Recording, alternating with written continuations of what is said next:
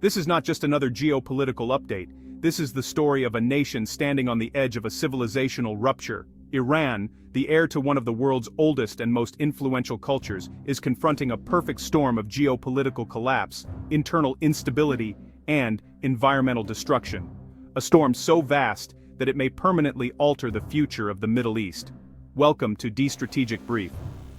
For the most detailed, deeply researched geopolitical analysis on YouTube, make sure you subscribe. This channel brings you the best global news breakdowns with clarity, accuracy, and strategic insight. Now let us begin this special investigation. For more than 40 years, Iran's influence in the Middle East rested on an outer ring of loyal armed groups: Hezbollah in Lebanon, Hamas in Gaza, the Assad regime in Syria, powerful militias in Iraq. Each one formed a shield, an expensive deterrence system built over decades. But today, that entire outer perimeter is collapsing. Hezbollah has suffered major strategic losses. Hamas has been devastated. The Assad regime cannot defend its own territory from constant Israeli strikes. And the result is this. For the first time in decades, the Iranian homeland is exposed to direct attack. US and Israeli aircraft have repeatedly struck Iranian nuclear and military sites deep inside the country, facing almost no effective resistance. Iran's geopolitical shield is broken. But the pressure on the regime is intensifying from another direction. A US-mediated peace agreement between Armenia and Azerbaijan is rapidly transforming the northern Caucasus. This deal strengthens a continuous arc of Turkish and NATO influence along Iran's northern border. That corridor threatens to cut Iran's crucial land connection to Russia, one of the few major powers still aligned with Tehran. On the eastern border, tensions with the Taliban government in Afghanistan continue to escalate.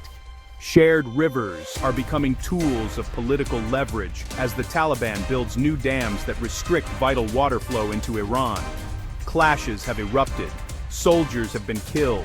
The situation is unstable.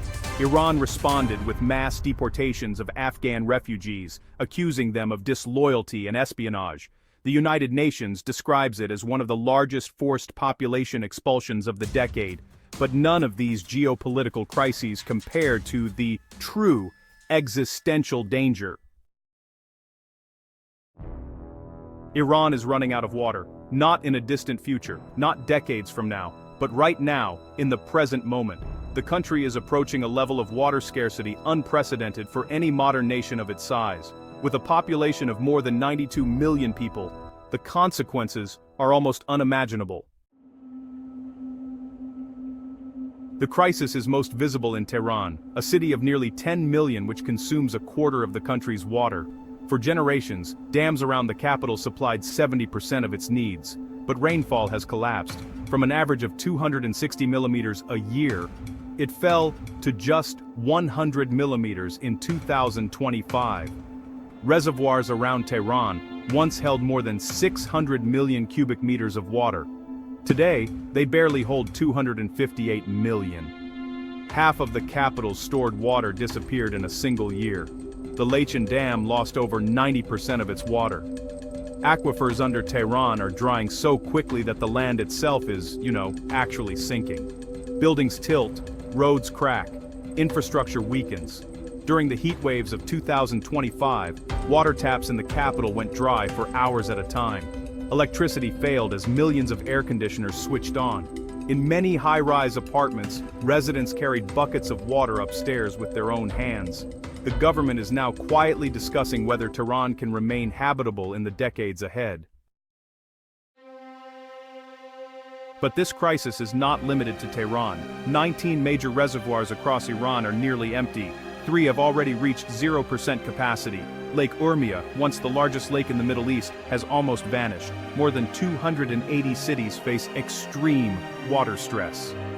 Entire villages survive solely on water delivered by tanker trucks.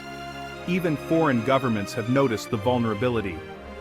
In 2025, Israeli Prime Minister Benjamin Netanyahu released a video message encouraging Iranians to revolt, offering Israeli water expertise in exchange for freedom and regime change. The roots of Iran's water collapse date back more than 70 years. In the late 1940s, under Shah Mohammad Reza Pahlavi, Iran embraced large-scale dam construction inspired by American megaprojects. Wells were drilled aggressively, aquifers were drained without regulation. After the 1979 Islamic Revolution, the pace accelerated dramatically. Iran's new leaders sought economic self-sufficiency. They handed water infrastructure to the Islamic Revolutionary Guard Corps.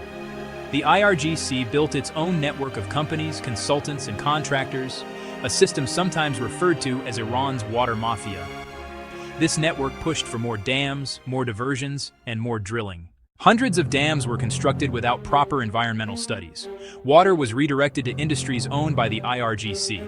Farmers were encouraged to grow water-intensive crops like pistachios and wheat, even in arid regions. One of the most infamous projects was the Gotvan Dam, which trapped massive salt deposits and created a reservoir that pollutes downstream water with dangerous levels of salinity. From 2012 to 2018 alone, Iran doubled its number of dams, even as climate conditions worsened. And the climate is worsening fast. Iran is warming at 4 times the global average. Temperatures have risen more than 1.8 degrees Celsius. Rainfall is down by 30%. Rivers from Afghanistan have slowed due to upstream dams. The water crisis is fueling internal unrest. In Khuzestan, Arab communities protest water diversion and contamination. In the southeast, Baloch insurgents gain support as drought destroys livelihoods. The disappearance of Lake Urmia sparks tensions between Kurdish and Azeri populations.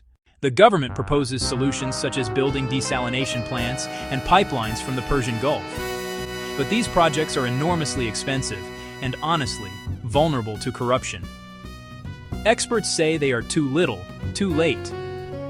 Real solutions, like cutting agricultural water use, limiting well drilling, and reducing industrial consumption, are, well, politically impossible. The institutions responsible for Iran's water mismanagement are too powerful, too entrenched, and too financially dependent on the current system. Instead, the government continues investing in missile development, nuclear research, and proxy warfare, even as the environmental foundations of the nation crumble beneath it. Iran now faces a future in which entire regions may become uninhabitable. Millions could be displaced internally.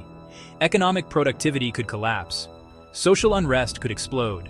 And the geopolitical consequences could reshape the region and the world. Water, not warfare, may prove to be Iran's ultimate breaking point. This has been the Strategic Brief.